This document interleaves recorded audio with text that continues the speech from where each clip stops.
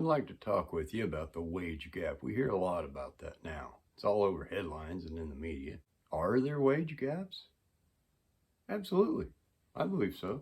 You know, about 1989, as a kid, I got a job at Sonic. It was about the only job I could get. I think I was 14. About the only paycheck job I could get anyway. I was the swamp guy. What that meant was French fries, onion rings, anything fried in that terrible deep fryer crap. It was a physically demanding job, on your feet and as fast as you could go. Sonic was hopping back then. They were actually decent back then. I made $4 an hour, and man, I was going. I was working. There was no cell phones to even look at. Not that you'd have time to do that. I mean, it was pretty well nonstop. Sometimes it gets slow on Sundays, but it's pretty well nonstop. $4 an hour. The manager of that store, he came in about 2 days a week, Tuesday and Wednesday usually, and berated everybody and talked down to him and sometimes threw French fries at you, like the whole carton, you know, if he thought they were cold or had been sitting there too long. He was a total ass. He was making roughly about $40,000. I asked him one time, I'm a little hazy on the memory, but I think it was about $40,000, which equates to, I don't know, $19 an hour, something like that. I worked way harder than that guy, physically.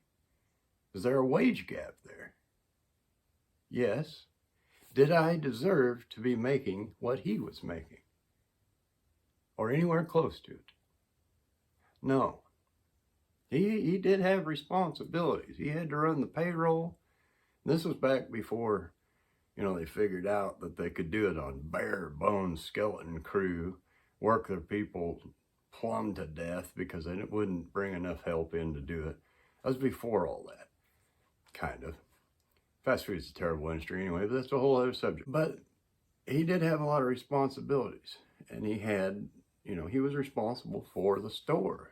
That's definitely worth more than the guy that's Was there a lot of skill involved in being the swamp guy?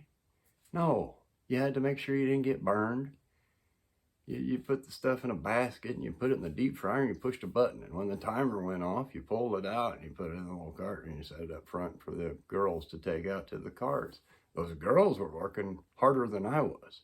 Because not only are they physically going back and forth, they had to deal with the public.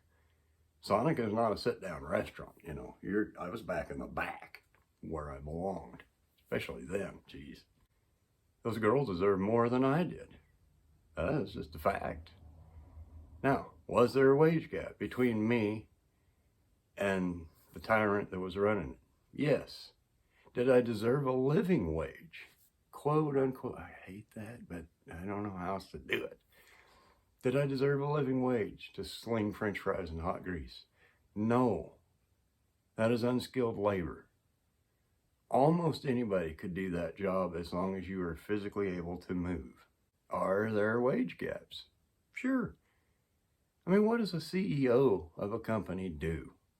He's kind of the face, or she is kind of the face of the company. Now, a bad CEO can do almost irreparable harm to a company. I mean, see Bud Light. But by and large, what do those people do? Go to meetings, they listen to the shareholders in boardrooms. Here's the directive from the top down. You tell the people below you to do that. And then you're doing press releases. You got to watch what you say. Got to be politically correct, you know. Can't offend anybody.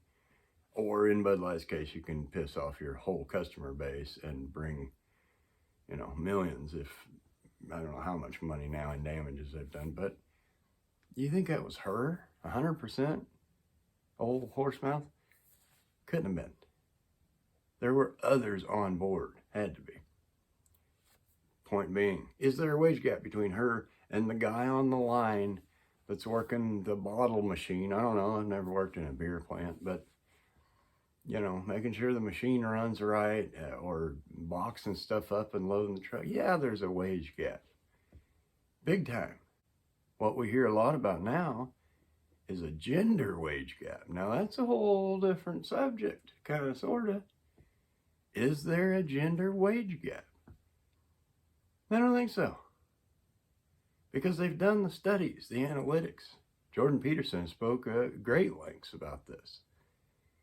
Men and women do different jobs. Drive by a construction site sometime and count the number of females you see on the job site. You might, sometimes, maybe, see one.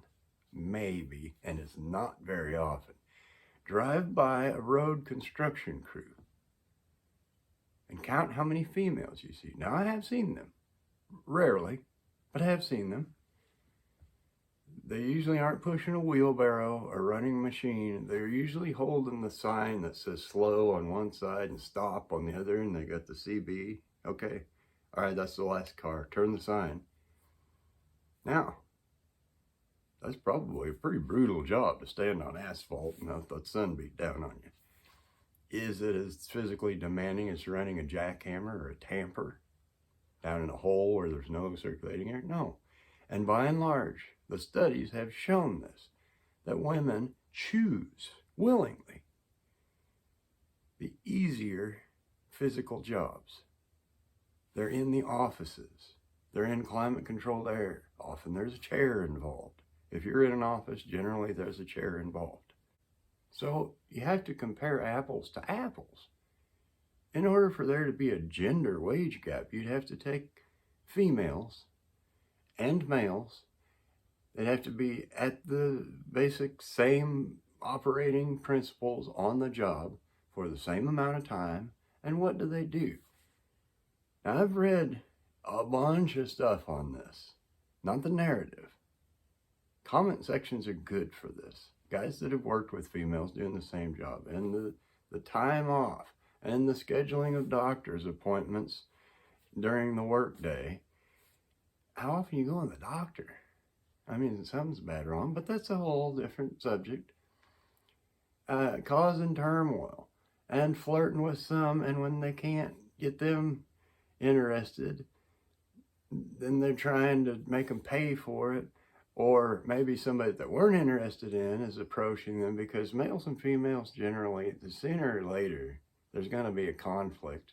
Somebody's attracted to somebody else, and that somebody else may not always be interested. And if they get an unwanted approach, well, now we got a problem.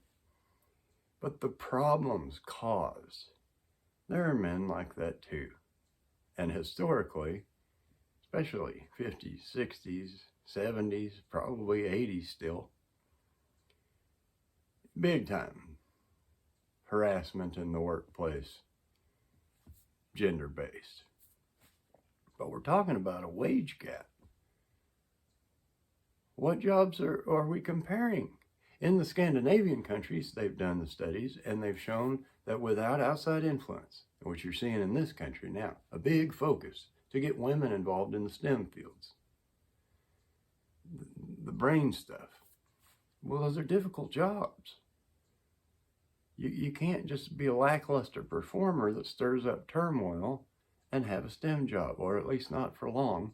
But what they found out in the Scandinavian countries is, left to their own devices, women choose fields like nursing and teaching.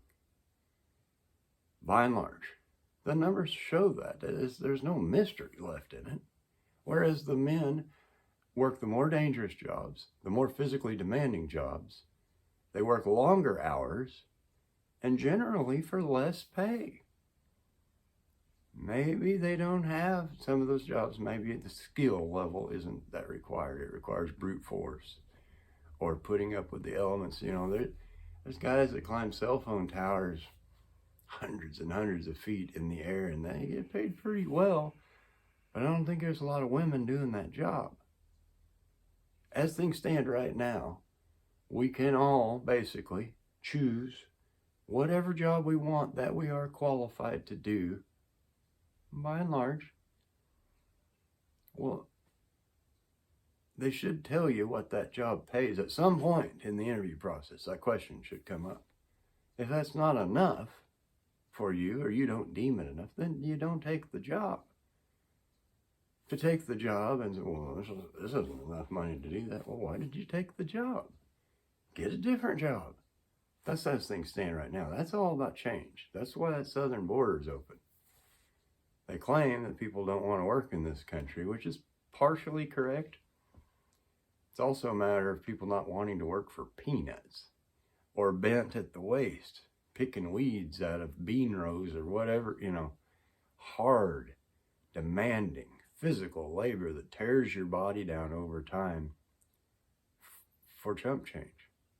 But the immigrants that are coming into this country and have been for many years, except now it's on overdrive, without being able to speak the language, there's not a lot of jobs that qualify. So they can make up beds in hotels and vacuum and work the fields, and they'll do it for peanuts because they don't know any different, or at least temporarily, until they can learn the English better, learn the language better, work your way up. That's part of the deal, man. It's just like with young people. You can't go to work at the fast food joint, and this is an outrage. I've worked here for 9 years, and this isn't even a living wage. Of course it isn't. It's not a high-skilled job. It's getting to be where somebody just to show up every day and just do the basic bottom level performance of the job, that's getting to be a rare trait now. And those are dangerous times. But this business of a wage gap based on your gender, how can we even have that argument? I mean, there's supposedly 268 genders or 32. Nobody really knows. It's a mystery. Well, how can there be gaps over that many? It doesn't help me understand. But then the other part of that argument is between male and female. Well, we've had other people tell us that, that definition is fluid. You can't just classify somebody as a male and somebody as a female. That's not right, and that's sexist. Oh my gosh. Make up your mind if you have one. But do I believe that apples to apples, men are paid more than women? They can't even agree on that. Well, it's 78 cents to the dollar that women are paid less. Oh, it's 83 cents. Well, which is it? What is the number? It's not. Apples to apples. Same job, same hours, performance-based. Now you can compare, and it just doesn't exist. I'm sorry. You're welcome to put your comments in the comment section. I'm always interested to read them. I do thank you for watching. I'll see you next time.